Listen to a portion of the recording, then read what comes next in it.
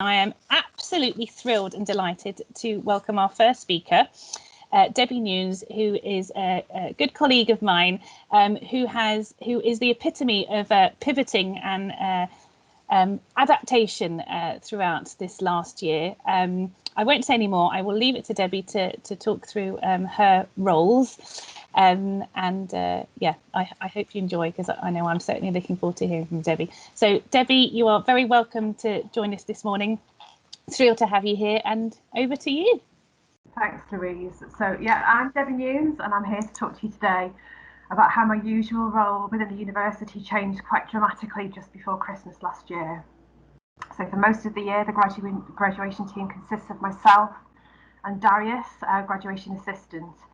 We've got several ceremonies to arrange, including the twice yearly ceremonies in Chester Cathedral, a ceremony for our University Centre Shrewsbury students, which is in St Chad's Church, and we also do several ceremonies for our international students in our own university chapel. So we put everything in place to make the ceremonies happen. This includes booking the venues, organising traffic management and road closures, designing, getting the tickets printed, the programmes printed, and the all-important degree certificates. So I book all the external services and suppliers, the gown hire and photography, and James will be able to show you just a picture. I've just included some photographs today just as an illustration rather than any particular information. So the first picture you'll see is this is taking place in the Northgate Arena, which is our gown hire and photography venue. And this is one of the Eden Ravenscroft staff dressing one of our graduation students. So that's something that we have to arrange. And the next photograph is just a photograph of some of the hoods that we use in the graduation ceremonies. So we have to make sure that all that is put in place. We arrange the trumpeters, which is the next photo. And all the furniture that goes in place in the cathedral. So everything that's there isn't there by chance. We all have to make that happen. So I also assemble a team of volunteers, most of which are substantive staff from the university, but many are part of our alumni community who come back year on year to take part in the celebrations. Our main aim is to get the students and their guests where they need to be at the right time on the right day and give them a day to remember. So last year, in March 2020, we just about managed to squeeze in our usual graduation ceremony just before the first lockdown came into effect. At that time, face coverings and social distancing were just a twinkle in the Prime Minister's eye, but handshaking was a definite no-no, so our Vice-Chancellor had to adapt the usual way of congratulating graduates, and the doffing of the hat move was introduced, which you'll see in this photograph here. There was no singing allowed by the congregation, so we pulled together members of our university choir, and to be fair, a handful of them actually did a much better job than the singing of 1,000 or so non-singers who would normally make an attempt at a hymn or two. So I have to be honest, it was a huge sense of relief at the end of that ceremony, as until the night before, we weren't even certain that that ceremony would be able to take place, because I think government announcements were being made on that day with regards to what COVID restrictions will be put in place. But I think they were delayed. The original lockdown was kind of delayed for about 10 days. So, but we were setting up in the cathedral on that evening with the knowledge that the plug could literally have been pulled at any time and the ceremonies could have been cancelled. So within a week of that ceremony in March 2020 taking place, the first lockdown was introduced. And shortly after, the vast majority of university staff were sent to work from home for what we then thought was 3 weeks. 3 weeks, as we all know, turned into a much longer period, so 3 months passed and we approached the end of the academic year, which leads me nicely into valedictory. So as well as the graduation events, myself and Darius arranged the valedictory and end of year prize giving service, which usually takes place in St Thomas's Church. We followed this celebration with a strawberries and cream reception on the lawn if the British weather allows. So last year the event had to be cancelled. So we looked to our colleagues in learning and information services to help move those celebrations online. It was the first online event that we'd been involved in, really. So we had no template, we didn't really know how to do it, but we had an idea of how we wanted it to look and what we wanted included in the actual virtual event. So we've pulled a team together to assemble all the component parts of a virtual ceremony, and it was, to my relief, a great success. And whilst it wasn't the end of year celebration that I know the students wanted, they were really grateful that their hard work had been recognised.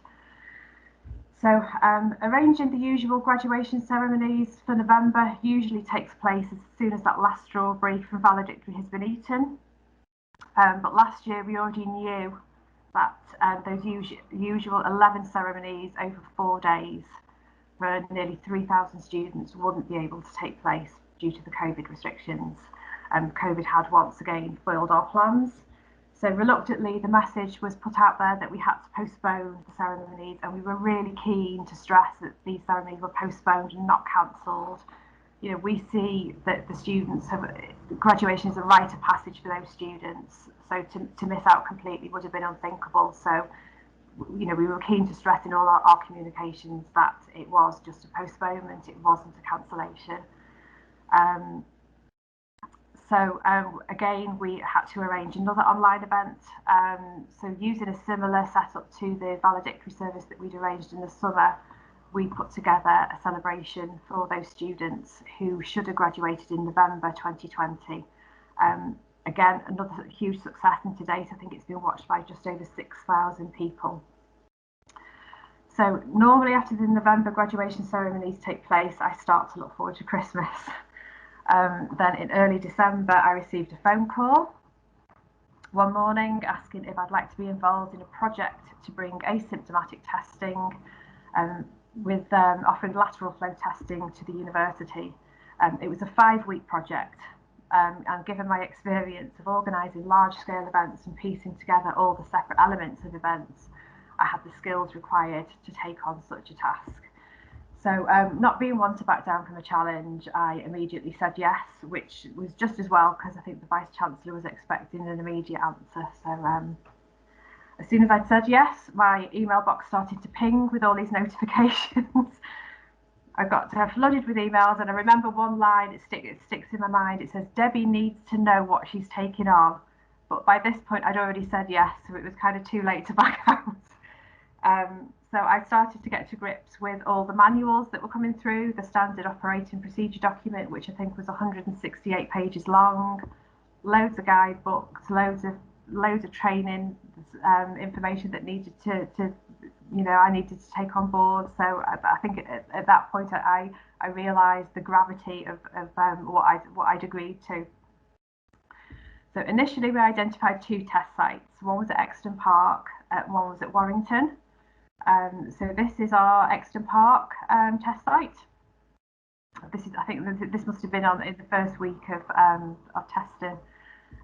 We've since opened 2 sort of micro sites at Thornton Science Park and also one at the University Centre Shrewsbury. Okay. So we had everything in place. We had 2 weeks to get everything in place before the university closed for Christmas. So I began to look for staff to manage the centres. So I called upon our experts within the careers department, and an advert was placed for students to apply for various roles within the test centres. And we had an amazing response. We were able to recruit over 50 students, many of whom had a medical science background. Each applicant had to complete several online training modules, which I coordinated, and once they were done, the work rotas were put together, with a view to starting practical training on the 4th of January before going live on Tuesday the 5th of January. I was also able to recruit a really good number of substantive staff from the university, many of whom normally volunteer to help me at graduation ceremonies. So I was really confident that I built a reliable and professional team to get us off the ground on day one. So the guidance pre-Christmas from the government was based on all students returning to face-to-face teaching and staff returning to work, and they should have just 2 tests. That was it. That was the original plan, just 2 tests to get them back to work and get them back to university. So those tests would have been 3 days apart, and at that point there was no scope at all for regular asymptomatic testing. And then on the 30th of December, the government changed their plans, and only specific groups of students were identified as being able to return to face-to-face teaching. So this meant that less students were returning to campus than originally planned, and the knock-on effect meant that less tests would have been carried out within those first 5 weeks. So all the rotas that we'd had in place for the students to come to work basically were useless. We had to rip them up and start all over again. That last minute change has sort of set the tone really for the testing programme, as the government announcements have meant that plans have changed several times, and we've had to implement any changes often at really short notice. So being able to adapt has been essential. But anyway, start we did, and on day one we carried out 350 tests. You'll see one of the testing booths in action there. This is, we've got 10 booths at Chester, 2 of which you'll see there have got disabled access.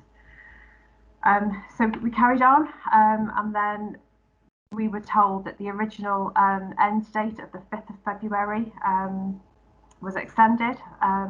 So the guidance was changed then at that point that every member of staff and students had to start having tests twice weekly. So the original guidance of just 2 tests to return was scrapped, and students were then asked to present themselves twice per week, 3 to 4 days apart. Thankfully, all my recruits were happy to continue to work at the test centres, and I was able to keep some of my substantive staff as well. In February, we were asked to get involved in a dual testing pilot, which meant that we were asking every person that presented themselves for a lateral flow test if they would also take part in an evaluation and do a PCR test at the same time. So basically they were doing 2 self swabs, one which we analysed via a lateral flow device, and the other was sent away for analysis in a laboratory condition for a PCR test. This was basically to evaluate the efficacy of the lateral flow tests. We were set a target of completing 500 dual tests within a 2-week period, and we actually did 560 tests in 6 days, thanks to the willingness to participate from both the staff and the students. It was a really good outcome, considering we're a relatively small university in comparison to some of the bigger ones. We smashed our targets, and we were really, really pleased about that. And although I've not seen the official results from that pilot scheme yet, I think analysis of data from Public Health England shows that 82% of the lateral flow devices, when compared to the PCR tests at the same time, returned the same result. So I think many fears of the inaccuracy about lateral flow tests may be unfounded.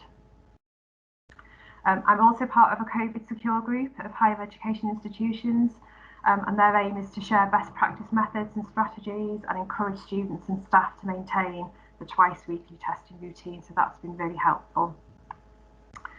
So as well as the 50 or so UniJob students, I've also had 8 student nurses on either a 4 or 6 week placement with us, and they've developed lifelong skills during their time with us. And we've received really, really good feedback from both the student nurses that have been involved and also from the Faculty of Social Health and Social Care. And now from a personal point of view, working with current students is something of a novelty for me. Usually by the time I get any dealings with them, they've left, because they're the graduates by the time I normally have anything to do with them in my normal role. So being able to support the students through what could be their first job has been a hugely rewarding experience for me. The benefits to the students themselves have been numerous. Not only have they been earning a wage, but they've gained really valuable experience during a pandemic, which I know a lot of the normal jobs that students would be involved in, bar work, shop work, that's just not been available to them during this pandemic. So this has been a really good experience for them. And this is going to look great on their CVs, and hopefully it will give them an edge in the employment market. And I know it's been a bit of a lifeline for some who have really struggled with the constraints of lockdown during the pandemic. They've had an opportunity to come out for a valid and worthwhile reason, and it's been you know, an opportunity socially for them to get to know their peers and also develop friendships.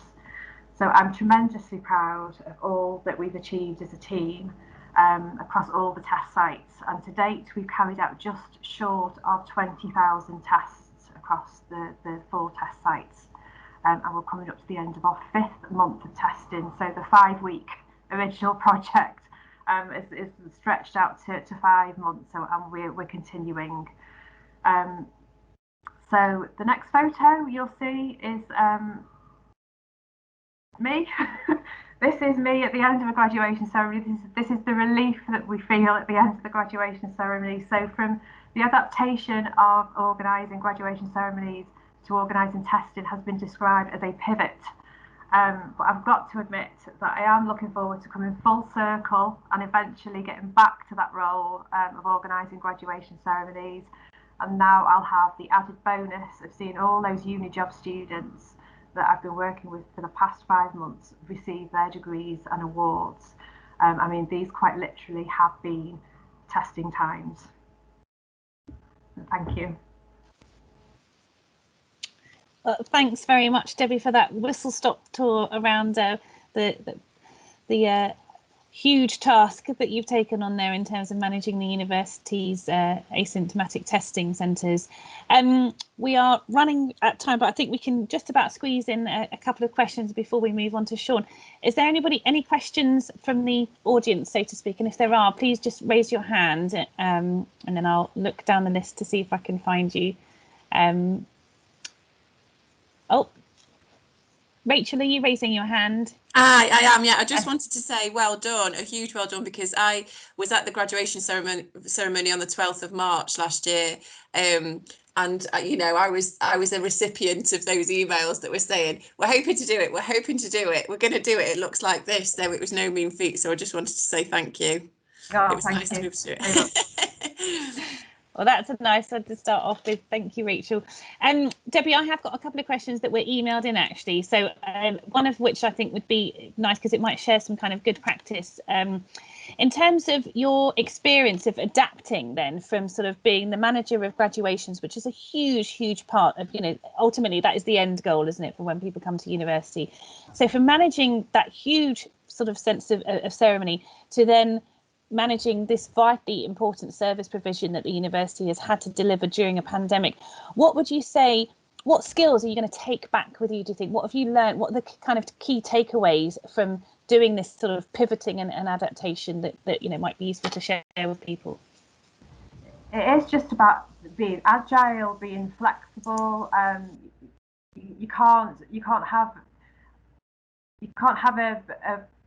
a plan in mind, because we know that those are going to change, and it is just about being adaptable, having a really good team around you, and they have been essential in the success of both graduation and the lateral flow test centre. You know, all the comms that you've been involved in, and you know, my colleagues within the COVID support team, they've been essential in making this a huge success.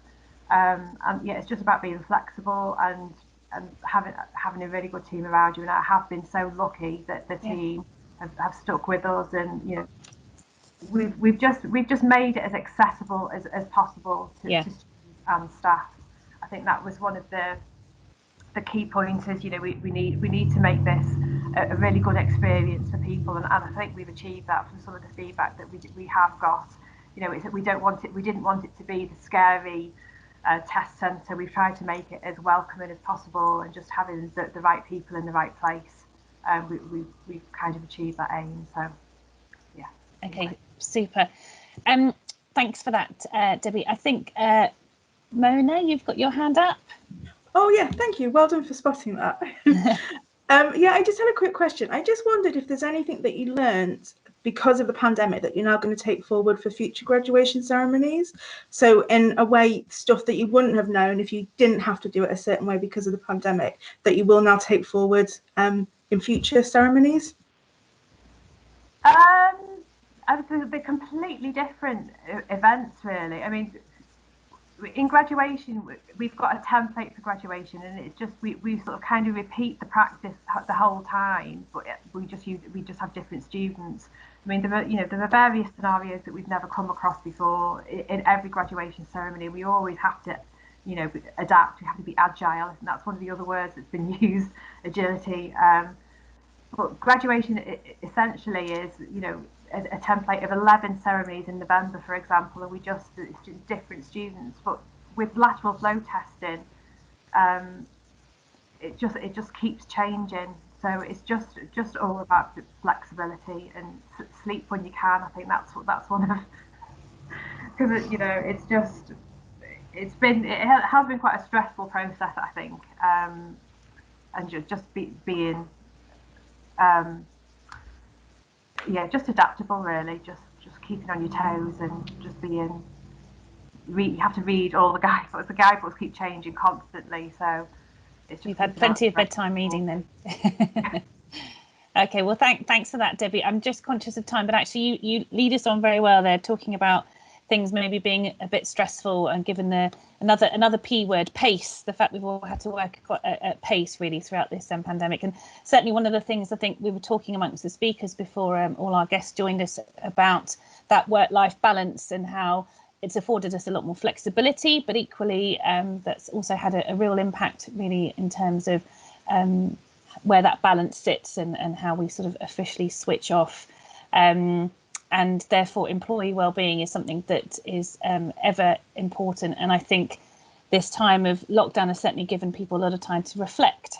So it leads us on nicely to welcome our next speaker, who Sean Bailey from Sean Bailey Wellness.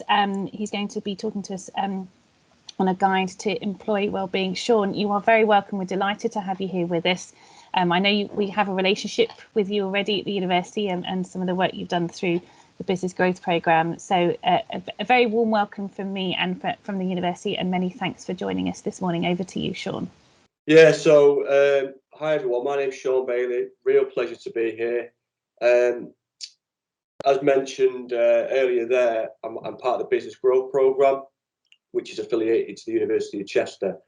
And my first engagement with that programme, apart from my first initial meeting with Bryony, was the first, last and only face-to-face networking event that I've ever attended in my life. And it was on the 23rd of January 2020. Little did I know that I remember being sat there and thinking, God, I would love to get on that stage. I was watching the speakers, really in awe. Fantastic event. Never in my life did I think just over 14 months later, I'd be sat delivering it from my cabin in the garden, doing the same thing. So it shows how, I don't know, strange the world has been over the last 12 to 14 months. So what we do with Sean Bailey Wellness, we are a community interest company. We specialise a lot in employee wellbeing, which right now, it's always been apparent, but it's always sort of been under the radar. And I think one of the, I guess, positive outcomes of COVID is that it's brought well-being to the fore, and it's absolutely relevant now for every single person, no matter what industry you work in, whether it's hospitality, you're a student, your office space, it doesn't matter. It is entirely relevant. And there's a couple of things I just want to pick up on that Debbie mentioned. She mentioned the phrase, sleep when you can. So that's something that immediately affects our well-being. If you are in the frame of mind and you are framing sleep as sleep when you can, you're immediately creating negative well-being behaviours for yourself. So it's important that we prioritise the basics. So Jamie, if you could just move on, please, that'd be great. So I'll talk to you today about literally just a guide to good well-being, and I'll give you a little bit of an introduction to me. But first of all, I want to just to check everybody's listening and engaged. I want to get people involved. So I'm going to read out a word or a phrase. I want to give me a thumbs up like that if you agree that it relates to good well-being from a personal point of view. Give me a thumbs down if it's absolutely terrible. So the first word I'm going to say is exercise. Thumbs up for good well-being. Thumbs down for bad. Good. Okay, we've got a couple of thumbs there. Depends what type of exercise. Smoking. Good or bad well-being? Thumbs up. Thumbs down for bad. Thumbs down. Good. Getting into it. Okay. Meditation. Up or down? Good. Couple of double thumbs there. Fantastic. Good sleep. Up or down? Yeah, perfect. Okay. In terms of well-being in the workplace then, I'm going to same little game. I'm going to read out a couple of words, stroke phrases that relate to good well-being in the workplace. Now, good well-being in the workplace, when I started my career 20 years ago, didn't even exist. So, development, good or bad? Thumbs up for good, thumbs down for bad, good. Okay, burnout, down. Fatigue, double down. Stressed, double down. And something on a call that really came to me yesterday, and I've sort of took note of this, something that I'm guilty of not doing, reflection, good or bad? Good stuff. Okay, so all those little things may or may not relate to us as well-being ingredients, if you like. So a little bit about me. So I did 20 years in the private sector, as well as those 20 years, and that was across multiple industries.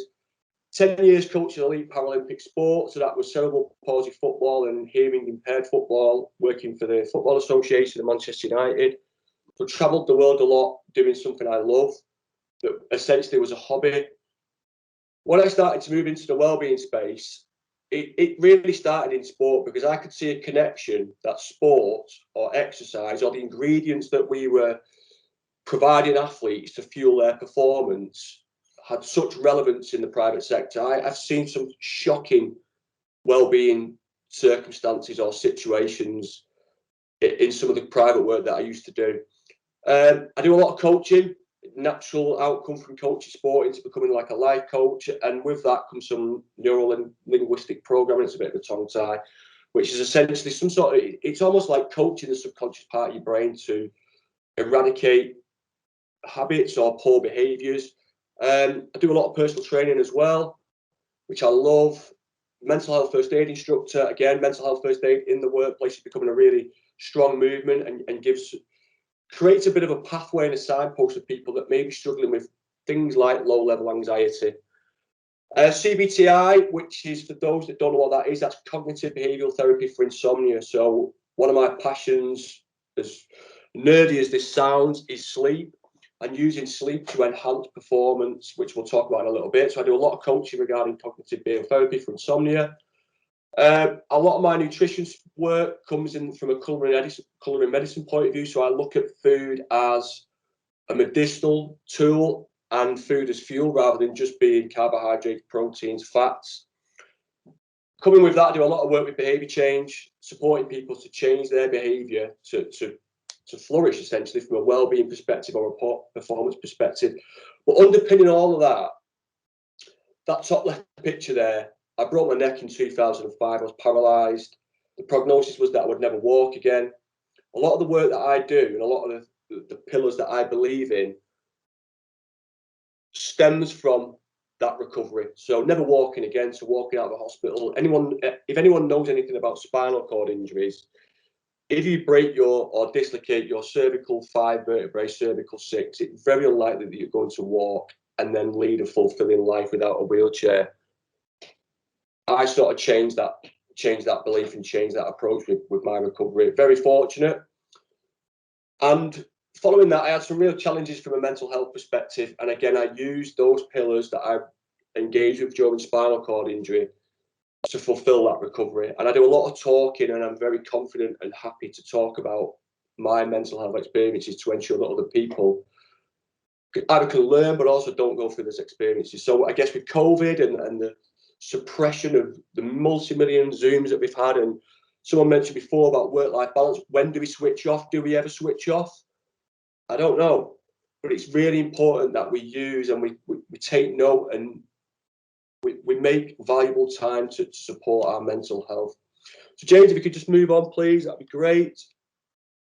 So what I'm going to talk about today, a lot of the work that I do is underpinned by education, providing a bit of a suite of tools and resources, tips, if you like, and then a little bit of implementation. So what do we do with this learning? So we've got the knowledge. How do we then get it into our behaviours, into our routines, into our patterns? So we'll talk about getting back to basics. For me, the world, I just mentioned it, 14 months ago, 23rd of January, I was at the University of Chester. Sorry, James, go back. I think you've just jumped on. at the University of Chester, watching people speak in a very typical networking event. That was what I would call basics. It was brilliant, but it was a real basic thing compared to what we're doing right now. We've got, what, 45, 50 people on a team session. Zoom has come from nowhere, as we were talking about before. So we need to get back to basics and really uncover what those basics are. I'll share with you a couple of routes to improving your well-being and improving, if you've got teams and if you've got staff, your people, also your children, your friends, your family. Real basics that anybody can do. They don't cost anything, and they've been really effective where I've worked in big organisations to implement some of those things. We'll talk about finding the balance and how important that is. We've talked before about work-life balance. We've reflected on that. And then the last part that I'll get involved is how we get engagement in well-being. And it's a bit of a, next slide, James, if you can. Well-being at the moment, it's like a buzzword. Everyone loves to be sort of sorting out the well-being and reflecting on well-being. It is, but it is so real. It is absolutely real. So in terms of basics, I touched on it earlier. Sleeping better. Sleep is the foundation of good health. There's no two ways about it. There isn't one process in the body that impacts the body and impacts the way we think, feel, eat, move that sleep does.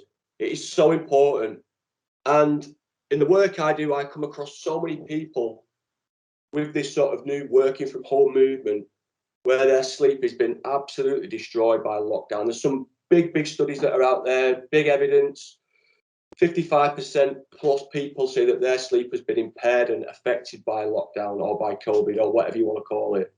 So how do we get that back? And there are some really simple things we can do. Just getting exposure to light as much as we can during the day will kick our circadian rhythm, our body clock, into the right frame and into the right state.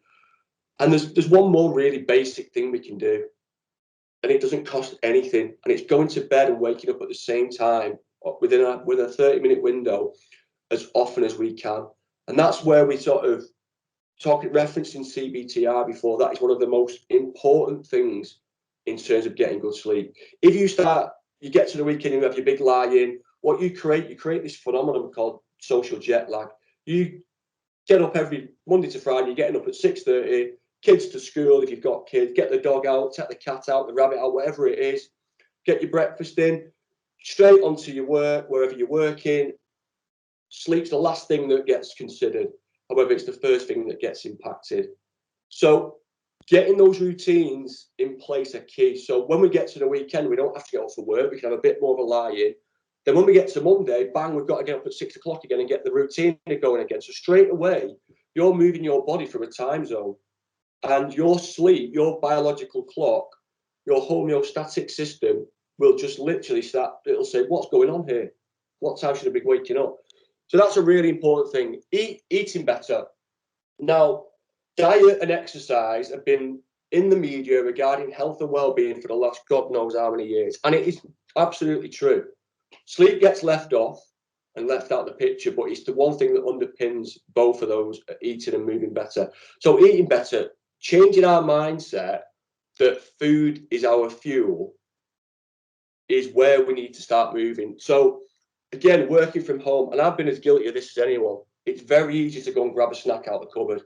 That is just a mindless thought because you've got 5 minutes between your next meeting. Quick run in. There's the digestives, pick one up, run back out into the next meeting. Before you know it, it's 2:30, you've had no lunch. Oh, better just get a quick sandwich. You have the quick sandwich. Working in a city like I've done, that would normally be a meal deal at Tesco or Boots. But before we know it, we get to 5 o'clock, we get to later in the day, we're having dinner or tea, whatever you call it, in which part of the world you're from. And we reflect on what we've eaten or consumed that day. One piece of fruit, if we're lucky, maybe half a vegetable, some processed bread. And before we know it, our diet is miles away from where we want it to be. So it's really key that we start to really focus in and be mindful about our food. Increasing movement. So sedentary behaviour, and what I mean by that is sitting on our bums and not moving, taking calls, attending meetings without actually getting up and walking. You think about what your commute used to do. it used to give you the opportunity to move from whether it was the train, the car, across the car park, but you would increase your output in terms of steps and movement, walk into a meeting. So sedentary behaviour, it has some serious consequences for our long-term health. And the World Health Organization published some data, and we know the evidence that must underpin that information before they publish it. Sedentary behaviour across a 20-year lifespan can be as poor, as detrimental to your health as smoking 20 cigarettes a day, in terms of creating risk factors for stroke, heart disease, cancer, that type of thing, because we're not getting active. So the challenge we've got in terms of the workplace now, how do we get those activities back into work? And again, I'll share some really basic things that we can do. And the last thing I'd say, and it's something I've really started to focus on the last couple of months, is build your environment. Wherever your workplace is, if you're a hairdresser, if you're sat in an office, if you're sat in a cabin at home like me, if you're, whatever you're doing, wherever you're doing it, can you build that environment so it's suitable for good well-being? And what I mean by that is, can you have a water bottle handy? And that's not a prop, that's just there because I have it with me all the time. Can you get water on hand? Can you have in your line of sight some healthy snacks, nuts, seeds, dried fruit, a piece of fruit, not a quick dart to the Oreos in the cupboard? So creating that in the line of sight is key. Getting decent light exposure, so we are giving our circadian biology, our body clock, the ingredients that it needs to operate effectively. And the last one, again, something that a session yesterday with the Business Growth Program, do you give yourself enough downtime, or any downtime, come to think of it, and the opportunity to reflect? So how we do that, scheduling time in our diaries, post-it notes on the wall, but creating a nice environment, a well-being friendly environment, rather than 3 cups of dirty coffee on your desk, no fruit, no light, you've got glue on your chair because you can't get up. So how can we create our environment to be conducive to good well-being? So next one, James, if that's okay. Thank you, mate. So here's some quick routes and some real basic solutions. And some of these things, a couple of months ago, I implemented one of these things in a large corporate law firm. Some group stroke team initiatives. So a step challenge. So what I did, I went into this law firm and said, right, people with sticky bum syndrome on the seat, no one was getting up, no one was getting moving. So for the month of March, I said, right, everybody here, we want to try and get to 1 million steps across the team. By hook or by crook, if you have to go out for a run at your lunchtime, if you go out in the morning, whatever it is, the only thing you can't do is put your Fitbit on your dog. So get out, get active, clock your steps, create a little bit of a spreadsheet that's central to everyone, track your steps and pop them in, total them up. If we get to 1 million, great, let's get a little reward in there. Something else I started to create, share your sleep. So in my career and what I've seen, it's always been a badge of honour to be able to come in after 2 hours sleep, after a night on the tiles, and get your work done. Well, the research and evidence is there that sleep, 7 to 8 hours for the average, well, it's actually 7 to 9 hours for the average adult, is the baseline. And anything under that, you can start to see cognitive impairment. So if you are wearing that badge of honour, and I'm pounding my chest as if it is a badge of honour, if you're surviving on 4 hours sleep, you're surviving. That's it. You're not thriving. So share it. What you're getting. Let's be honest and be proud about getting good sleep. It's not lazy to get 7 to 9 hours. It's actually good practice. And another thing we did, Rainbow Lunch Club. And you're thinking, Rainbow, isn't that silly thing with Bungle, Jeffrey and Zippy that used to be on TV years ago? Well, what I mean by Rainbow Lunch Club is, again, get a lunch club going, sharing content, and who can get the most colours in their lunch. So can you get something green? Can you get something orange? Can you get something red? Can you get something purple? Whatever the colours, get them in there. And a basic thing, just schedule some catch-ups with colleagues. We're more connected than ever in terms of technology, but we're more disconnected than ever in terms of personality and personability. So schedule in a catch-up. We're getting out of this lockdown phase now, so let's do something about it. And then now I'm going to start talking about culture. So many organisations that I've worked in, when you say incentivise good well-being, it's like you've walked in the room with a clown suit on. What do you mean by incentivising good well-being? So give someone well-being reward leave. There is enough data points now, watches, rings, phones, all sorts of technology that people are wearing, step counters, sleep trackers, pictures, teams. If you've got a way to capture evidence, why not reward someone with well-being leave? If their well-being is on point, the chances are there's going to be less presenteeism, less sickness, less absence, going to stay with the company for a lot longer, greater engagement, more productivity. The list is endless. But we need to start reframing well-being and actually incentivizing it and getting people, giving them a reason to get involved if they need a reason. Create well-being heroes, really basic thing. Train someone in the organization to act as your center pin for well-being, to start firing out content and getting people engaged. And that well-being hero or that well-being champion, call it whatever you want, allow them the freedom to build that engagement, to give people the tools, resources, ideas, solutions to get healthier and happier. And the last point on here is, now, again, reflecting back over the 20 years, more so the last 10, there's been sort of implementations of well-being portals, things that are on a website where you've got to log in, and you've got EA, you've got employee assistant programs and all that type of thing. They're great, however, they don't create accountability. Now, everybody's probably heard of MyFitnessPal. For those that haven't, MyFitnessPal is a food tracking app that goes on every type of phone. And people that would normally diet or that are training or whatever they're doing will typically use something like a MyFitnessPal. Now, I'll be honest, if someone has a glass of wine at the weekend, it's very unlikely they will put that glass of wine in their MyFitnessPal, because there's no accountability to an app, to a piece of technology. So one of the key factors around good well-being, and from the work that I've done and the evidence that I've gathered, is that accountability creates action. So normalizing well-being goals. And what I mean by that is, has anybody ever had a performance conversation with their line manager? Well-being, creating a well-being goal has been part of your development and your growth as an employee. I certainly haven't. It's time we did that. It's time we start to normalize it. And with that, embracing with some well-being champions or training or education, awareness, embracing a type of philosophy that endears to coaching. Open questions, giving people the opportunity to share and contribute. And that, for me, are some really, really basic things that will create immediate engagement and good well-being within organisations, within people, within teams, within groups, whatever you want to call it. James, next one, please. So finding the balance. Just reflecting on what we said before, this work-life balance shift. Three basics: plan, build a routine, explore new behaviours, keep it fresh.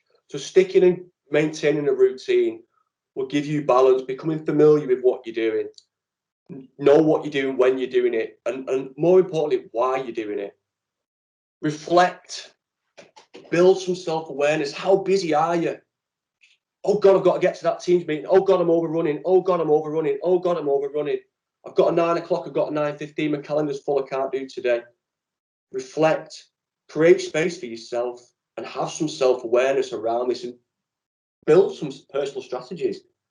And then the last thing in terms of balance, just listen, talk and listen, share, explore together. If we can get these ingredients, these components, brick by brick, brick by brick, it will start to change the culture of organisations, of education facilities, everywhere. It will change the culture.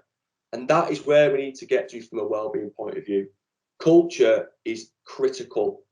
So last one, James, so a couple more, sorry, and then I'm done. So engagement, I'm not going to say too much here. All I want you to do is just read that slide.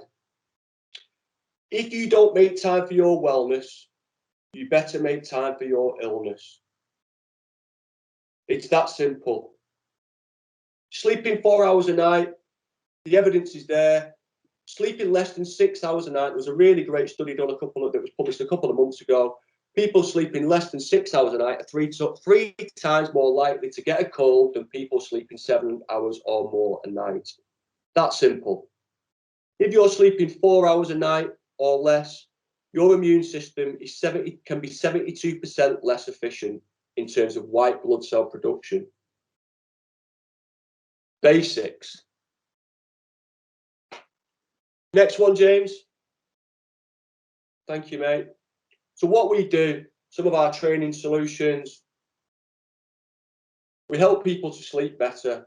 We have courses that enable employees and organizations to bring sleep to the table, to get sleep on the table and get people aware, people trained, get people knowledgeable around good behaviors. We talk about eating better. We can get your people moving more. We can get your people reflecting on the environment, going back to that previous slide. We can educate people to do that. And then James, last one. So some of our solutions, very basic. Sleep awareness in the workplace. Again, as I just mentioned earlier, wellbeing champions. So we build and empower wellbeing champions through our education programs. We deliver mental health first aid to every organization, shape, size. We've created a lovely wellbeing online tool where we talk about wellbeing awareness for remote working. Again, there's nothing there that teaches us and gives us the behaviors to act when we're working remotely. What do we do? How do we sort of break this team cycle? What do we do? How do we do it? That offering gives you those solutions. We do loads and loads of really fun and great workshops. And then for people that are looking for that bit more, we run a 10-week health and wellbeing coaching program. And all of this work, so just reflecting right back to the very start on the 23rd of January, when I started as an organisation engaging with the business growth program, we got to COVID. My business basically tipped upside down. I had nothing. All my pipeline of work dried up.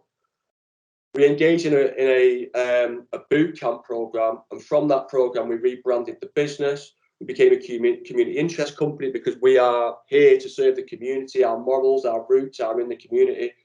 We're here to support people. They are our ethics. They are our underlying values, and we genuinely believe that we can give the population better health, through education, training, solutions. But without the program, the business growth program, none of this, me even speaking here today, would have been possible. So I am really in their debt. It's a brilliant program. And somehow I've fleeced into another great boot camp, which started yesterday, and I'm really, really pleased to be part of it. So far this year, since our initiation as a CIC, which was June last year, again, driven by the Business Group Grow Program, we've had just over 8,400 people engaged with some of the work that you can see on screen there. So workshops, talks, mental health first aid, sleep courses, and it's been a really, really unbelievable 11 months for us. And I think that is me. I think there's one more slide, James, just to say thanks. So thank you guys for that opportunity. Any questions? There's my contact details. Well, thank you. Thank you so much, Sean. Wow, that was really very powerful, and I certainly learned some things out. I think I've even had some epiphany moments there about that kind of balance and hours and switching off. I think there's that sense of, I still almost feel like we're in that lockdown phase of, kind of working long days, and actually, we are starting to get back. And I think, trying to shift back into those kind of normal working patterns is going to be really tricky. We have had quite a lot of questions in for you, Sean, but I'm really conscious of time because I don't want to delay too much on our speakers. But one of we've had a few that have come through with a similar theme. So just if you wouldn't mind, as succinctly as you can, what would be your top tip if you are concerned about a colleague that you think might be struggling? Ask them if they're okay, twice, even 3 times. If they give them the opportunity to open up in a safe space, in an environment that you think and feel will be comfortable for them. But ask them if they're okay, but ask once, twice, a third time. And then if they open up, then go onto the internet, search mental health first aid, and then find what avenues you can signpost down.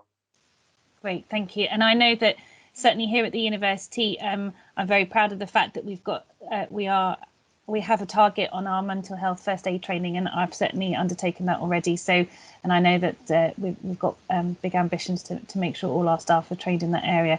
And some really, really good tips there. I really like the team stuff. So I'm part of a corporate communications team, and obviously we have regular meetings. We do things certainly around kind of green initiatives and exercise, but I like these ones about, you know, the rainbow lunch, and I quite like the sleep one. I think that would be a good one. I'd love that, to think, oh, it's for work purposes, I've got to get extra sleep.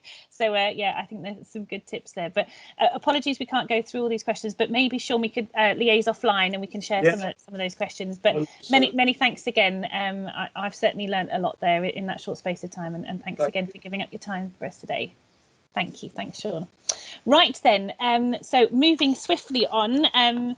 Now, I think this speaker wasn't able to join us when we first started up this morning, but I think you've joined us now, Habiba. I'm very much hoping. Yes, I can see you. I can see you in the centre of my screen. Hi, Habiba. So, ladies and gentlemen, I'm delighted to be joined today by Habiba Chowdhury, who's going to talk us through her business growth journey through 2020 and what a year it was. I won't say any more because I'm conscious of time. So Habiba will just jump straight in, and you are very welcome here this morning. Nice to meet you. Hi, good morning, everyone. Thank you, Louise. I always tend to have technical difficulties, so thank you for being patient with me. When I was asked to do this, the way I focus on things, I'm always looking at the achievements I've done, and I don't tend to look back at the challenges that had been presented. I'm not much for writing speeches. I kind of just like to talk to people. So I don't have the pretty slides that everyone else has. It's more, it took me back when I looked back at 2020, and I thought, wow, it has actually been quite a journey. I've broken it down into 3 phases because we've had 3 lockdowns. My journey started, I come from a corporate background. I'd done media and advertising for 16 years in London. I got married, and when I moved up, I decided I wanted to present more of I wanted to educate and inspire people within Cheshire and across the country on regional Indian and Bangladeshi food, how the culture kind of relates to food. Back then, it was called My Curry Club. Throughout the first 2 lockdowns, it was still called that. I was quite lucky. I managed to squeeze in a holiday to Malaysia just as the coronavirus pandemic was kicking in, and everyone was kind of looking at it, but we didn't know how serious it was. But when I traveled to Malaysia quite early in February, at the airport, they had thermal imaging going on. You know, there was checks, everyone had a mask on, very different to what I'd left in the UK. So when I'd come back, I was already reflecting before Boris Johnson even announced the lockdown. And I decided, I think 3 or 4 days beforehand, right, I don't think it's safe. I don't think this is the way to go. So whether there is a lockdown or not, I'm going to stop the business, and I need to think of a different way to reach my audience. I'm not one for technology apart from using my Microsoft and things that I need to. So Zoom and Microsoft Teams was very new to me. So I just researched into it, thought, right, I can go online. Had a few different cameras because I like photography, and I just announced, right, I'm closing the school, mainly for my own safety, and a lot of my demographic at the time was 50 plus. So it was just my gut feeling. Coming from a corporate background beforehand, I knew, you know what, I've become a small business owner so that I can make the decisions for myself. At the time, my business was just my own. I did my husband's head in, you know, I would always pass ideas to him, and he'd come back from work and I'd be talking to him as if it's a meeting about my business. And that's the only person I had supporting me because my family are in London. And very quickly, I just thought, you know what? And he said, stick with your first gut instinct. That's how you started your business. You didn't second guess yourself. Once lockdown kicked in, a lot of people and a lot of chefs were offering free classes. You know, there was a lot of YouTube videos, a lot of Facebook videos, celebrity chefs and people that I hadn't even known that were in cooking were offering free food classes and, you know, well-being, healthier food, what you need to do, exercise, yoga. How do you compete with free when your whole business model is geared around charging or offering a service on an experience, a food experience where you come in and I'm teaching you by sight, sound and smell, because Indian food is very instinctive. So to get that across in Zoom was my first challenge, and to compete with free was my ultimate challenge. That was the first lockdown. So I decided to stick to the people that knew me. I was lucky enough to have quite a big subscriber list on my newsletters. And I'm quite lucky because locally I have managed to get a good amount of PR and a good amount of awareness through my branding, just writing my own PR and teaching myself. So there was a lot of local people who, and that's what I stuck to. I didn't look to copy everyone else and hit a national market. I'm not about trying to become an influencer. I just want to do what I love doing. And those who had already been to my school, those who already knew what my curry club was about, how I teach, what my food was, they automatically gravitated towards me. So I didn't need to pay for advertising. When you don't know where your business is going or where your finances are going to be or how long lockdown is, you don't have the luxury as a small business to think, right, I can pump in a lot of money to Facebook advertising. I can go on to Google Ads. I can do print advertising. So for me, it was just hitting that group that I had already raised awareness with. And the great thing was I had people contacting me because we were not used to cooking breakfast, lunch and dinner at home. And a lot of people, a lot of self-business owners were struggling. A lot of working mums and dads were struggling. And I was getting messages to say, thank God I'd done 1 or 2 classes with you, because now I know how to vary the food and we've got a bit more going on. You don't realize how food plays such a big part until you start getting bored of it. I mean, I've just finished fasting and I can tell you how much time I had on my hands because I wasn't cooking breakfast and lunch. And I think that was the first thing that people started realizing, besides having to be at home or having to spend a lot more time with your loved ones. It was, what do we cook? What are we going to enjoy? And when you stop enjoying food, that's when it just becomes fuel for your body. And those were the small little snippets that I kind of highlighted to Cheshire foodies, to the people that knew me. And thankfully that got me through. I didn't need to spend a lot of money in the first lockdown and I didn't need to advertise a lot. I mean, I finished university where there was no social media. Facebook kicked in after that. So I've thankfully have a background where I've got media advertising experience that doesn't require you to know everything and be plastered all over social media. And that's not an outlet. While I use it, it's not something I want to rely on 100%, because you need different touch points. And I think through the first lockdown, that phase of just reaching out directly to people and saying, right, do you want a one-to-one class? Are you struggling? I know you've got 3 kids. And these were things that I found out when I met people for my one-to-one masterclass or my group classes. So that kept me going. And then came the second lockdown. Now, in the first one, I think there's a few things that Sean Bailey mentioned, and I actually scribbled them down because I could have probably put a cross against every single well-being point that he had brought up. When I was working, I think I mean, I started a business because I didn't want to do a 9 to 5, but now I was doing a 9 to 12. I was waking up thinking about what I needed to do. I was going to sleep writing down what I needed to do, and your brain just wouldn't switch off. What the first lockdown and the second lockdown did for me was made me realize, do you know what? Take a step back. You're in a lockdown. It's going to happen. So the first thing I did, I caught up on my sleep, because you have to face facts. As long as you can believe, and that's what I did, that my business will stand by the end of the lockdown, whenever that is, when the pandemic is over or when we are allowed back in. My main objective wasn't to make money during this time. It was to make sure I can survive it, and to make sure that people still know my school is standing strong by the end of it.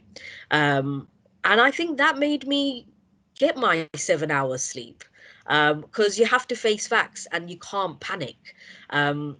One thing my dad taught me, which I really, really stand by in my business, is never follow.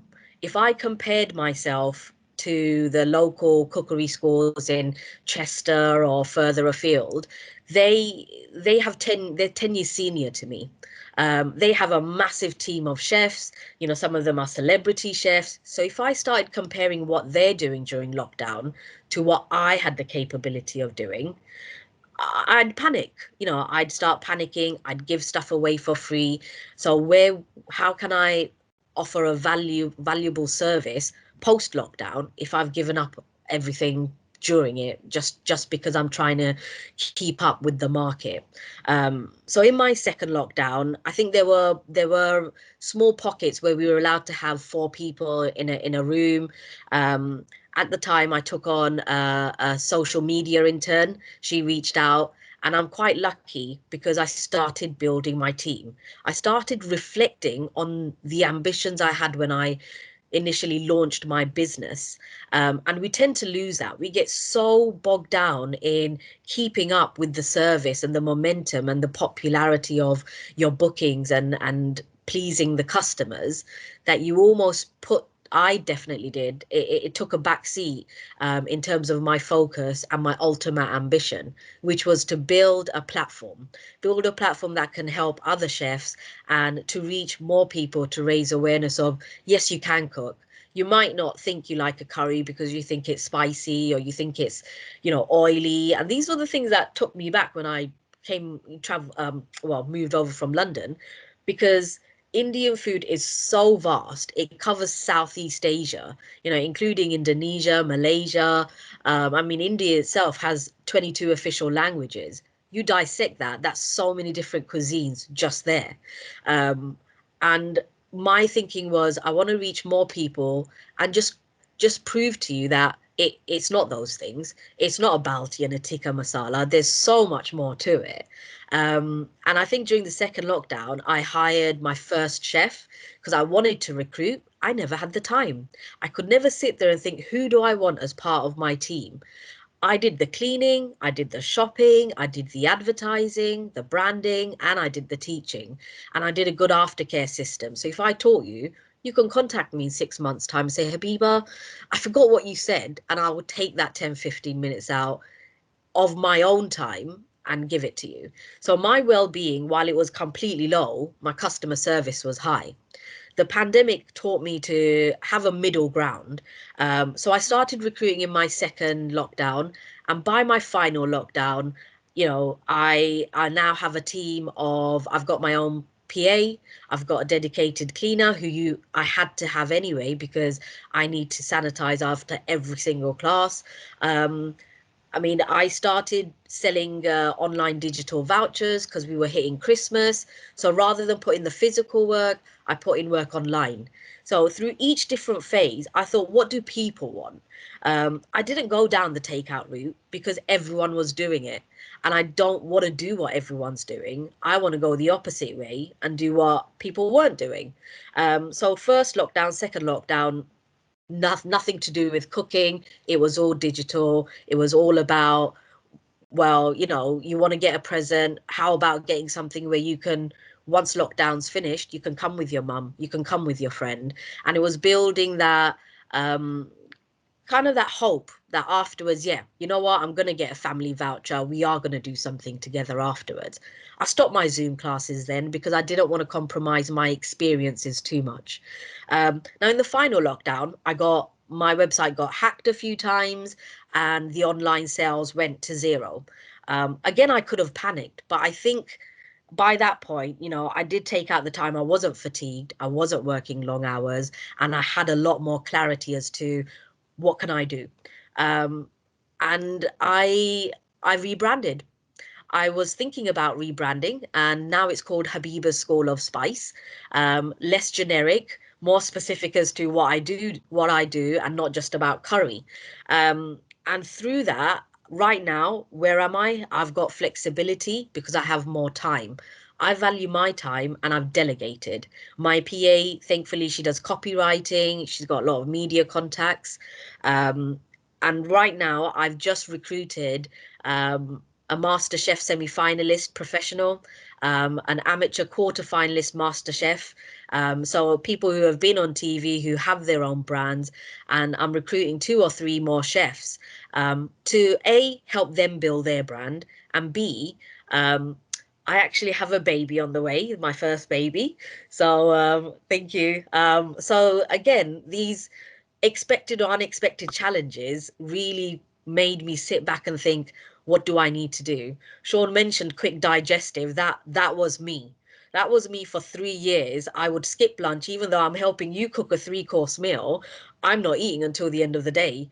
But with a little one on the way, I had to think, right, I need my own team because I can't do that anymore. In my final lockdown, I created Habiba's Curry Night. By then, I knew everyone was sick of the takeaways that they had. So I kind of, without being too strategic, I just took it for each step. You know, the first lockdown came and went, second one came and went. The final one, I was sick of my own cooking. I was sick of the local takeout, so I knew other people were. So it was just me and my husband, and we cooked every Friday night, and people really appreciated it because it was home food that they could order in. It went from 50 people to almost 300 people within 2 weeks. And that took me back because I didn't expect such big numbers.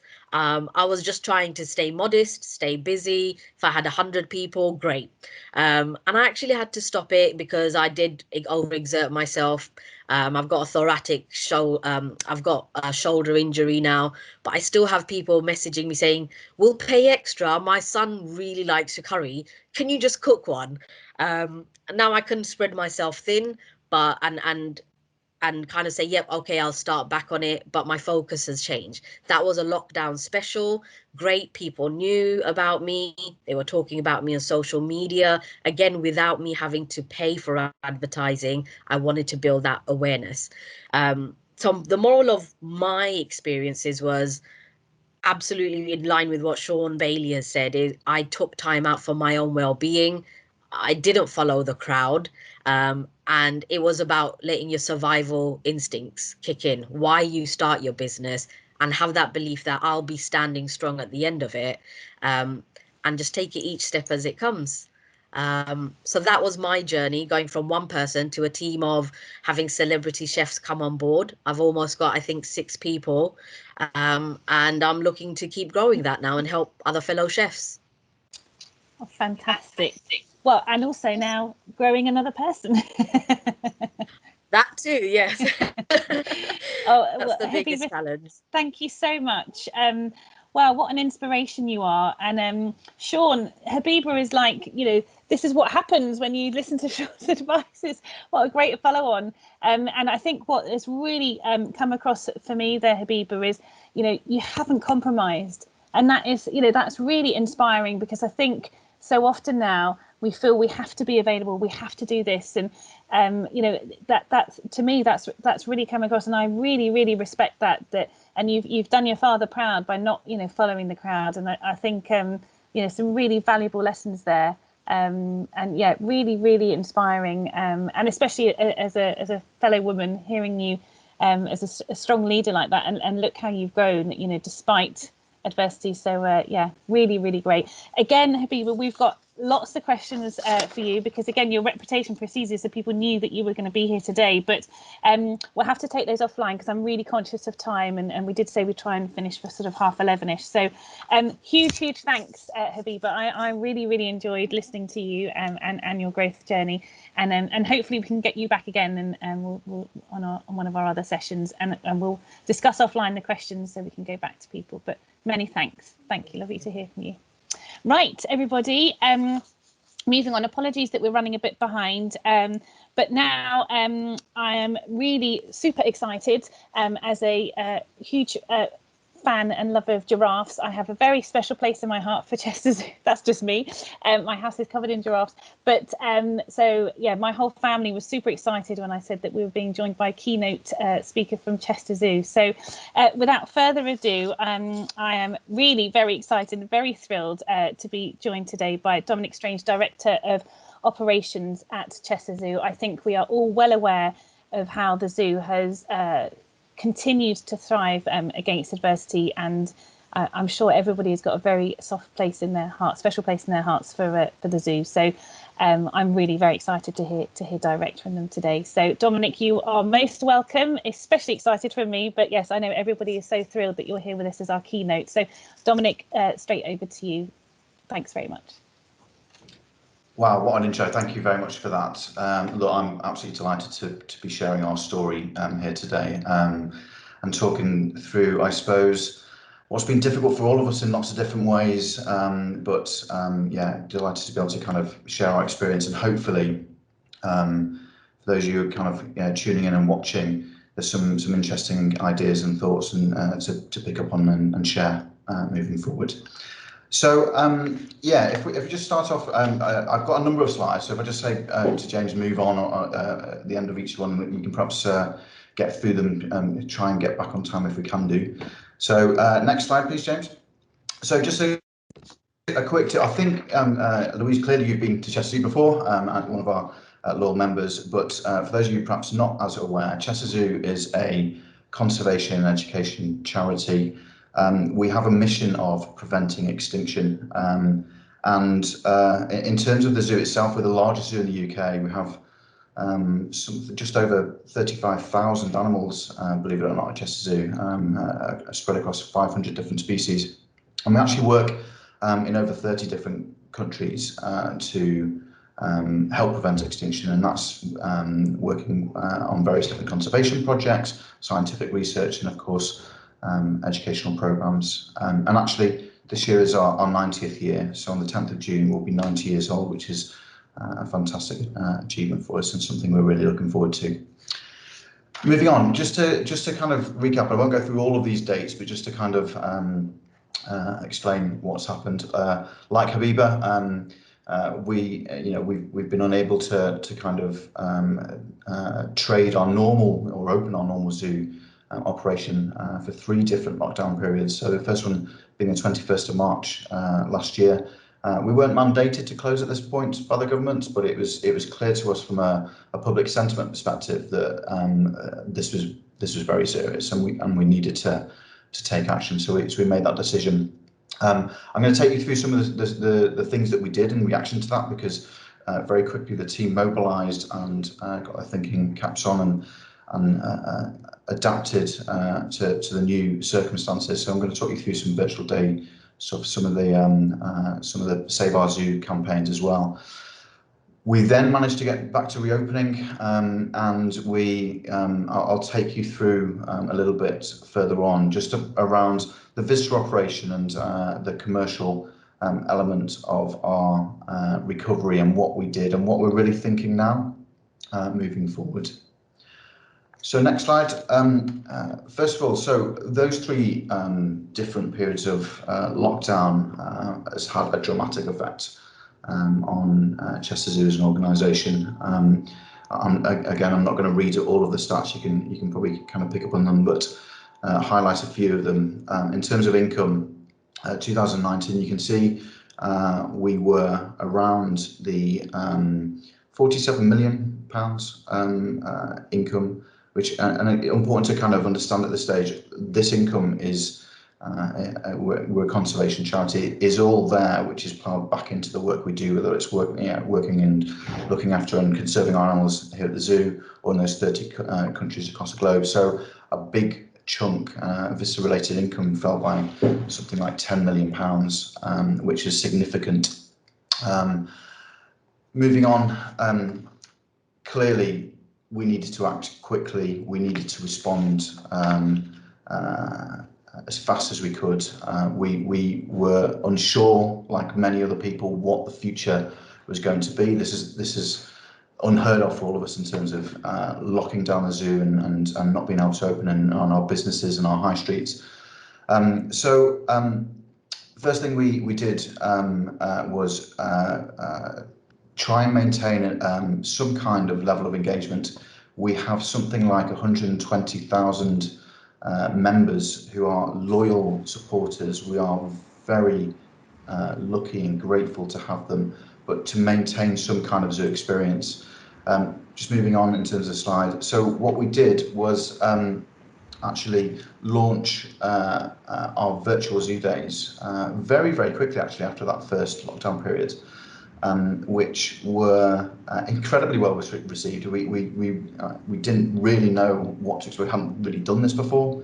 This is something new, but we knew it was important to maintain some kind of connection and some kind of voice about what we're doing and how we're going to move forward. And you can see some of the stats there. Look, over the first 6 days, we reached something like 27, nearly 28 million people. We had 1.7 million engagements, and Facebook followers increased by something like just over 400,000 people, which is just absolutely crazy, but amazing. And was a real. Whilst we felt it is really, really important to be able to connect to our audience still whilst we're locked down, do you know how encouraging that was to see that level of response from members of the public? It was just brilliant. So that was fantastic. Just a quick slide just to show you kind of like a snapshot in terms of how some of those virtual zoo days impacted traffic to our website. Over the entire virtual zoo day period, we reached something like 59 million people, which is fantastic. Of course, it got to a point moving on that if you remember, the government actually hadn't told us that we had to close. We just knew that it was the right thing to do at that moment in time. They then came out and said that the zoos and other similar attractions must remain closed indefinitely, and this was incredibly worrying for us. We needed to, again, change our approach. It was great that we were engaging with people, but this was really, really serious in terms of what this meant in terms of our organisational sustainability. So our team here, brilliant, got together very, very quickly and launched Save Our Zoo as a campaign. This is thinking, big and acting quickly and getting the message out there with some key objectives, really. One, to raise funds. Look, we are, 97% of our income comes from our visitors coming through the gates, and with not being able to do that, we needed another way of being able to support our organisation. Second objective was really raising awareness around the situation for zoos and other zoos, not just Chester Zoo, but other zoos in the UK, and the situation. It's been challenging for every single business out there in lots of different ways. I'm sure the challenge, particularly for Chester Zoo, was we didn't have any income, but we did still have some significant costs because we still had all of our animals here to look after, that we needed to feed, that we need to look after. So we had some significant costs that we couldn't just reduce and perhaps put our keeping team on furlough. It just wasn't possible because they needed to be at the zoo. And the third objective was around prompting some government action. This is making sure they're aware of our situation, and I suppose making sure that they're front and centre, or we are front and centre in their minds about reopening. We had a huge response from Save Our Zoo, moving on, and I mentioned that kind of loyalty from our membership and members of the public. just overwhelming. I mean, absolutely incredible. Thousands of people wrote to their MPs, thousands of people donated or supported us by taking out memberships or buying adoptions or purchasing items online from us. Lots of that, the 120,000 members actually continues their memberships and paying their I suppose subscription fees all the way through various different lockdowns, even though they couldn't visit, and even now in the current reopening situation, struggling somewhat because the demand to get tickets on a reduced capacity is challenging. So yeah, I mean, absolutely amazing support. And finally, we got to a point where the government did a little bit of a U-turn and promised us a date that we could open on June the 15th, which is fantastic. You can just see some of the stats there. Again, I'm not going to read them out, but look, 1 million visits to our website, £3.6 million raised from donations. I mean, incredible. A huge thank you to everyone out there. Moving on, of course, we're a conservation charity, but we're also an education charity.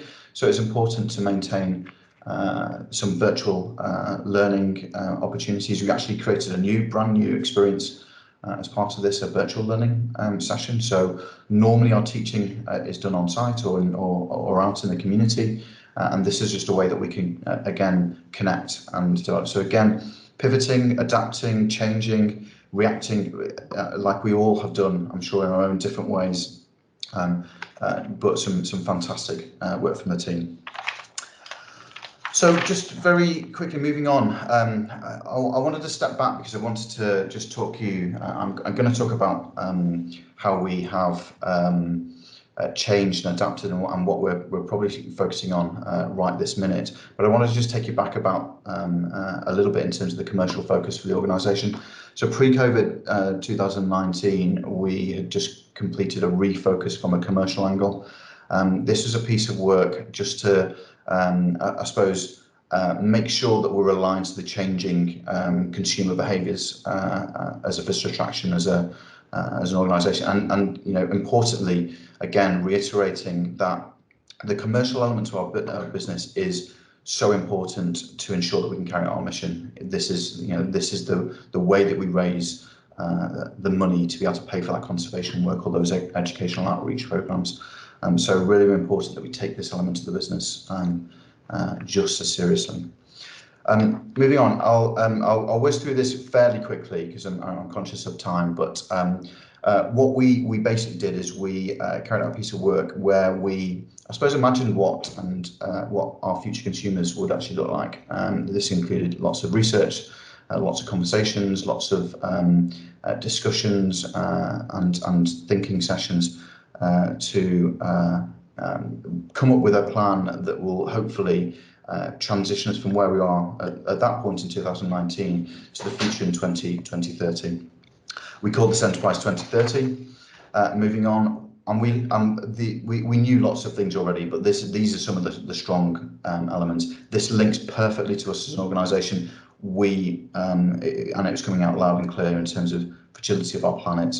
It's being highlighted by so many voices and continues to do so. Moving on, we knew that businesses were picking up on this, that changing. This is a really interesting organisation called Reformation.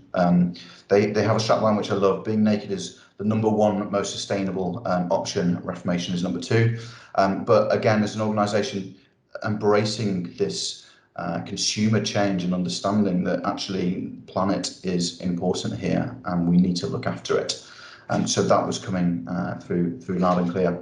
And of course, moving on, we're very aware of young people who are, again, telling us loud and clear that this is no longer, should we be doing something, it is you must do something.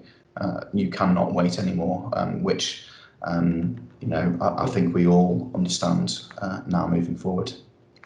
So moving on, we came up with a set of principles that really was there to guide the commercial teams.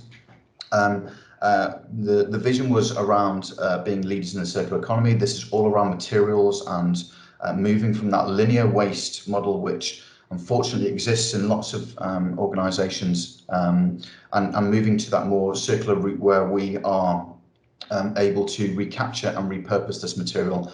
And interestingly, we're going to be talking about this later on this year, but just adapting our business practices so that we can love things for longer, reuse things and repurpose things moving forward. It's really putting a zero waste policy at the heart of the commercial operation. Moving forward, I'll go through these fairly quickly. Thriving ecosystems was a bit of an ethos. This is about just encouraging connectivity, and this is thinking wider than just our internal teams and really connecting with those organisations and partners and businesses and our visitors and our members in terms of developing our experiences and our products moving forward. Next slide. The environment. In terms of being inspired by biophilia. So this is thinking about the design of our physical space, and again, kind of links back to some of the well-being discussions we've been having earlier, but really, really important moving forward in terms of connecting with nature and well-being. And then finally, moving on, thinking about our products and our services, we had a real clear set of principles set out, which really, again, a really interesting kind of line here: empowering enterprise or commercial inspired by nature, and that's just thinking about all of the things that we do in terms of our product development, on new services and how we adapt that. So a really clear kind of structure. Moving on, we'd set a number of priorities, and all of this remains relevant and hasn't changed. However, we all know that things have changed following the pandemic. So moving on to the next slide, and if you just click through to 3 times to kind of get through this is what we have learned, and obviously there's a lot more to this, but I've summarised it as best I can. First of all, from a financial perspective, the need for organisations to become fitter, stronger, financially sustainable. Everyone knows that, it's a given. We've all had a significant commercial income shock to the businesses. Consumer spending behaviour has changed, certainly from the research we're doing and what we're finding. Desire to spend money that perhaps people haven't spent during lockdown, but we're also seeing a little bit of the value for money prospects still coming in, and I think that's people worried what the future financial climate is going to be like. Are we going to go into recession? Do I need to be careful still? So we're kind of playing a balancing act with that. And then another one which is really interesting, and we're having the discussion earlier in terms of we've all kind of had this switch to digital, and we're doing this right now over a digital channel. But what we're seeing is this real shift, an analog renaissance, that move away from that digital actually, and that craving for people to get back to real life experiences, getting back outside, meeting up face to face with friends and family. So that's from a financial angle. From an experience perspective, we have, regardless of the analog renaissance, we have kind of accelerated this move to digital. Physical and virtual are now inseparable. We're seeing it loud and clear. It's an expectation. You go to a restaurant and you expect that they have a way of ordering digitally now. It's just a given, and this pandemic has definitely accelerated that. And of course, consumers are still looking for that convenience, seamless, streamlined customer experience. I mean, that was there before. It's coming through loud and clear, even stronger now. And then picked up, and the focus you can see from our Enterprise 2030 piece of work: environmental values matter more than before. Acceleration of social, environmental concerns, protection of health and well-being is just front and centre. We cannot ignore it. I'll come on to it slightly, but we've also, from our perspective, just launched a conservation master plan, which I'll explain. So lots of things have changed. How have we adapted? Moving on, we have focused in on what organisational sustainability really means to us. This is a discussion we're still having internally right now, and this is described in lots of different ways. I've just described it financial, environment and experience, but the idea is that true organisational sustainability fits right in the middle there, where all three of those overlap. People describe it in different ways: profit, planet, people. I don't know if any of you have read Richard Walker's book from Iceland. It's called The Greengrocer. He describes it responsibility to the environment, responsibility to the customer, and business performance. So it's clearly a concept which we need to now, with that drive to being sustainable organisations, need to focus back in on and understand. So immediately we're in a recovery phase. There is a long way to go. We are not. We are absolutely not out of the woods here. We are focusing this year on recovery, and we've tailored our focus areas to some key initiatives, which I'm just going to run you through. And then longer term, I'll touch on where we're going after that. So first, if we move on to financial and then skip through to the next one, the first initiative, we are having another look at our pricing. From a commercial perspective, it's really, really important. Things have changed. You know, all of our visitors at the moment pre-book online. We need to understand if that's a trend that's going to continue. We also, as a conservation and education charity, need to make sure that we're not, you know, we're accessible to those people who absolutely can afford it, but also those people who perhaps, you know, don't have as much disposable income to spend. So we are really, really keen on making sure we've got this balance right, and now is the right time to refocus on that. We will be doing this across our admissions, our memberships, and also our secondary spend areas. And it's the first time we've connected all of those three revenue income spaces. Moving on, we were unable to run any of our animal experiences, a really important channel for us to really connect people to our animals, the opportunity to get a real deep insight and connection to what we're doing here at Chester Zoo. We weren't able to run them last year because of the pandemic.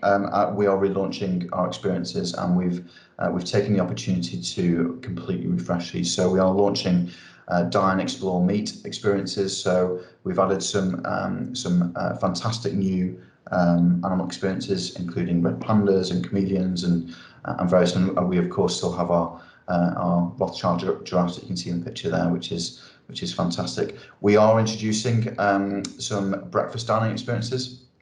So you'll soon be able to dine with the lions and have a breakfast experience before you start your day, which is fantastic. And we are also introducing some tour elements where you'll be able to tour around the zoo, link in some animal experiences and some dining experiences all in one package. So a brand new, fresh approach. And the idea behind this is clearly, one, it supports us in terms of engagement, but two, it's the opportunity to create some more revenue opportunities moving forward. Moving on, sticking with financial, venue hire. This is again another area which was challenging for us. We weren't able to run, but actually we are thinking bigger and longer term now with venue following the pandemic. We used to a number of years ago have something like 60 weddings a year as part of our venue hire. We're now looking to grow this particular area of the business and look at some of other facilities that we can develop as part of this as an additional add-on income, and again supporting that financial sustainability. So some real big ambitious plans moving forward with this space. And then finally, in the financial section, for immediate recovery is our online retailing. We launched as part of the pandemic an online retailing shop. Incredibly, this is only running for a few months at the end of the year. This generated something like £120,000 worth of revenue for us as an organisation, which is just incredible in terms of how quickly we were able to mobilise it and the response we got from public. So a real growth area for us. This move to digital again is being supported by this. So yeah, fantastic. Moving on to next area, so experience. And again, flicking onto the next slide, Two areas in terms of our reopening. I haven't really talked a lot about what we've done in reopening. We reopened in various different phases, and the team were, like many others, brilliant in trying to interpret changing guidance and instructions, which felt like at times came in daily. It was incredible. The team were really proactive. We take health and safety incredibly seriously at Chester Zoo. It's absolutely #1 priority from a visitor experience perspective, and from my perspective. Yeah, the team have done a brilliant job. We developed our set of principles and our evolving plans as quickly as we could, and we spent the time we engaged with our local environmental health, really solid relationship, and a great partnership in supporting our reopening, the various different phases. And we're still in that phase at the moment. We are limited in numbers, albeit we've been able to open our animal houses recently, which is fantastic, but we are still capping numbers to make sure that people can socially distance. We have a dedicated safety team to help people, although I think we're all used to the various different restrictions. They all change and are all slightly different wherever we go, so we've paid particular attention to that. However, moving on, there is a balance. It's really important, especially on this latest reopening for us, that what I call it experience erosion. I think the COVID situation, we have focused on safety, and we have we have changed things and stopped things and operating in different ways. And I've been really clear with my team that we need to try and get back to this level of normality and some kind of as safely as we can, but there is a balance, and get everything back available for our visitors' experience. And so those of you who are visiting us now and recently, I'm sure will have noticed what we've changed there and what we're doing. So there's a lot more available. In fact, there's very little of the original experience that you can't do right now. Moving on, I've touched on this. Digital transformation is a key initiative for us moving forward. We need to refocus on exactly where we're going with this. We clearly weren't naive to digital. We have some great marketing digital channels that we use and mobilize incredibly well. However, now is the time to refocus again, have a look at what our different channels are for connecting with our audiences and generating revenue, and reshape and shift that. And a quick moving on, a quick example of what is going to land very quickly. We already do have a zoo app. However, times have changed. You're now able to order food. You're now able to book tickets. You're now able to plan days when you're going on a visitor experience. So a new app will be launching in the next 6 to 8 weeks, so in time for the summer, so which will hopefully again provide and enhance the visitor experience moving forward. And that will be, of course, free to download for any of our visitors. And then finally, I'll just finish in terms of this. The commercial kind of focus is the environment piece, and there's 3 key initiatives that we're focused on when we're thinking about products. It links into the Enterprise 2030 work. I've mentioned this before, but we have set a very challenging target to achieve a zero waste operation by 2030. This means that all the things that we're buying, we will be thinking about how they're being reused and repurposed moving forward. It's not easy. There's not solutions for everything, but that's the challenge, and we've set it for ourselves. So we're moving forward. Moving on to the next slide, we're going to start or kick off the conversation with our members and our visitors this year with Love It for Longer. This is an exhibition that we've co-created with an organisation called Wild Rumpus, and this will be really starting to talk about what we do with some of the materials that we use on site, but also really engaging with members of the public of what we can do differently and what actually they can do moving forward to help us on this journey to zero waste. So really exciting for us, and great as a conservation organisation that we can whilst we do need to generate that income, we can also focus on really important planetary issues. Moving on, I'm not going to go into massive detail, but we've also set a net zero carbon target by 2030, and then moving on, We are also developing a strategy to achieve 100% deforestation-free commodities within our own supply chain. We've had massive success with the work that we've done on palm oil. Again, that's a whole other conversation and topic to cover, but we're now going to extend that further, and I think our next commodity that we'll be looking at is soy, but there is lots more to do on that. So some really exciting key initiatives. So that's the immediate commercial focus. That's this year. There is two other things that are really important and drive us as organisationally. I'm going to touch on them very briefly. First of all, is the Conservation Master Plan. So we launched the Conservation Master Plan earlier this year. It's a 10-year plan, really kind of setting out how we're really going to make or continue to make a significant impact in preventing extinction. There's 6 key targets, and they cover, I suppose, various different areas of focus, but around populations, places, people and policy. And I won't go through all of them at the moment, but this is a key, important strategic driver for the organisation moving forward. My teams from the visitor operation connect most closely to empowering 10 million people to behave more sustainably. Some real key drivers and some real key objectives there to get into. And then moving on, and finally, I know I have run over slightly, and apologies for that, but we are refocusing our strategic development plan, and what the strategic development plan is: a physical master plan for Chester Zoo. The zoo itself has evolved organically over the 90 years that we've been in existence, and a number of years ago we structured I suppose a development plan which supports us in terms of all of our ambitions in terms of growth, our animal welfare and our visitors. We have had an impact on this with COVID, but moving forward we're reshaping that and getting that back on track. And then last slide from me, just in terms of the strategic development plan, our next major project will be grasslands. This is a multi-species significant development for the zoo. It has been pushed back. We are hoping to move this forward for summer 2023, opening in 2026 now, moving forward with some accommodation. So that's our next major physical development at Chester Zoo.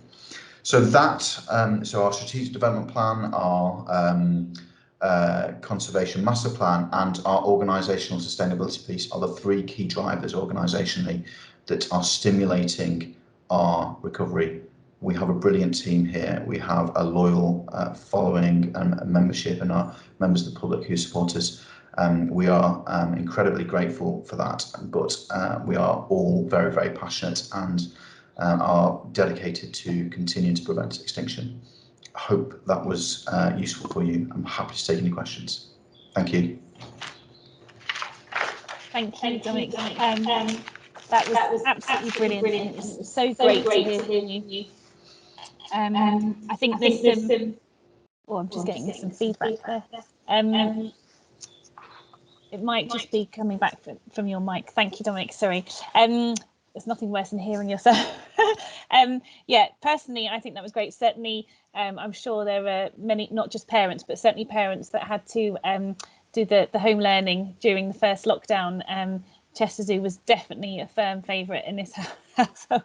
So, and I think actually just the visibility really, I mean, obviously pre-lockdown, people that are local, obviously aware of the zoo, and then Secret Life of the Zoo, obviously on Channel 4, and then I think as you've said, with all the digital work. So it's been really interesting to see all those different facets that the zoo has adopted, as it were.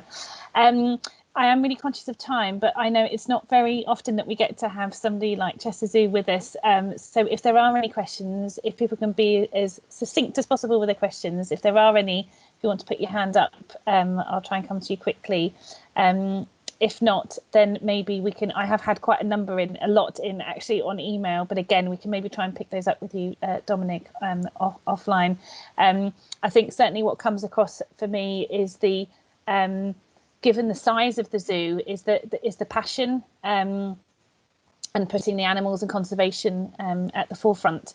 And I actually think, I don't know whether that's something you agree with, Dominic, that actually the fact that we've been at home has really kind of highlighted the importance of those experiences. And as I was saying to you at the beginning of the meeting, being a member, you know, we're there probably at least once a month in normal times, and being able to go again a couple of weeks ago for my daughter's birthday, it was so refreshing to be back with the animals in person, albeit it's been great doing the virtual things, but actually seeing them face to face has been super. So I'm hoping that there's been a real spotlight actually under kind of conservation and all the work that obviously David Attenborough's been doing and the programmes and everything during lockdown. So I've seen there is a hand. Oh, great, you're at the top of my list. It's Daniel. I'm going to Daniel first if you want to ask your question, because possible.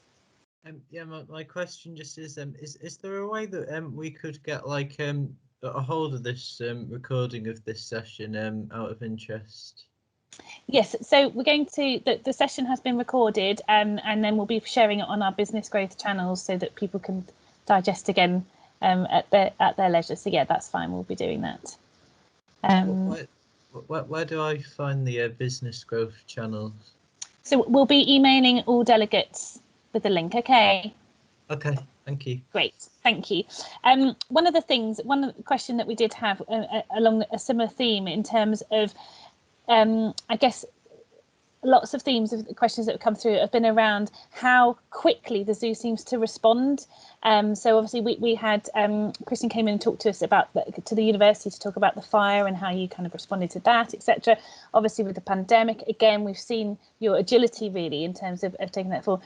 Have there been some sort of key lessons that you're sort of banking really in terms of should we have another sort of situation like this, or are there some sort of key themes that are coming out that you think, well, they're things that we definitely need to make sure that we're kind of keeping in our locker, as it were, to do again? Maybe it's that digital piece that you were talking about, Dominic. Yeah, I think it's just, you know, I finished on those three sort of like key drivers organisationally. I think it's refocusing on those. I think the big learning in terms of organisational sustainability is prevalent for us. We are fantastic in terms of what we do from a conservation perspective. We are, you know, we're really ambitious by setting some new targets for the conservation master plan, and we need to now support that moving forward with just having a revamp and a rethink in terms of sustainability from all those three different angles. Yeah, I think that's a really valid point. And I think, again, as somebody that visits the zoo regularly, sometimes I think it's easy to get immersed in your experience of whilst you're there, but actually realising, as you succinctly put in your presentation there, the different areas that the zoo is actually involved in, and thereby as a customer engaging with the zoo, you know, that impact that you're then having outside of Chester really. And, you know, you obviously talked about palm oil and stuff, and I think that was a great success. And obviously being at the University of Chester, I know we have close working relations with you anyway in terms of our experiences and indeed student experience. So, you know, we're in a very fortunate position. But anyway, right, okay, I will wrap it up there because I'm conscious of time. So at this point, huge thanks again to all our speakers. And I'm now going to, that's a personal thanks from me, obviously, and as well as the university. And I'm now delighted to hand over to Dr. Martin Morledge, who's Director of Commercial Operations at the university and sort of at the helm of these Business Growth Club's events. So Martin, I know you wanted to say a few word of thanks and closing remarks. Thank you very much, Louise, and thank you very much to all of our talkers this morning. You've given me lots of thought, but I've taken some notes down just that I'd like to share with people, and then, as you say, just touch on a few housekeeping ones before a final sort of comment. But I'd like to thank again the speakers, but Debbie, amazed at your pivots and your adaptation and that understanding of better customer service going forward.